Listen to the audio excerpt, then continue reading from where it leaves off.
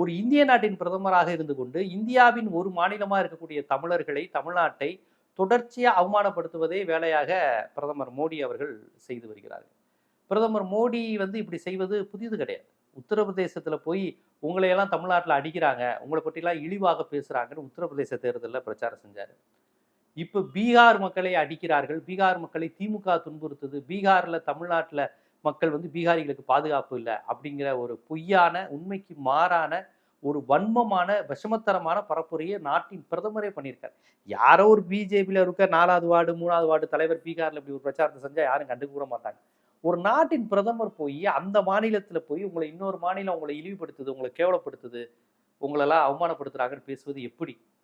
ஒருவேளை ஒரு மாநிலத்திற்கும் இன்னொரு மாநிலத்திற்கும் அப்படி ஒரு பிரச்சனை இருக்குமானால் அதை சரி செய்து பேசுவதும், அவங்க அப்படி பேசலைங்க, நீங்க தப்பா புரிஞ்சுக்கிட்டீங்க, எல்லாருமே இந்தியர்கள் தானே, நம்ம இந்தியாவுக்குள்ள இந்த பிரச்சனை வரக்கூடாது அப்படின்னு பேசுறவங்க தான் ஒரு நாட்டினுடைய பிரதமரா இருக்குமே தவிர, இல்லாத பிரச்சனையை உண்டு பண்ணி மலையாளிகள்லாம் முஸ்லீம்கள்லாம் சேர்ந்து இந்து பெண்களை ஜிகாத்தியா மாத்திடுறாங்க. இது கர்நாடகா தேர்தல் பிரச்சாரத்துல பிரதமர் மோடி பேசுனது.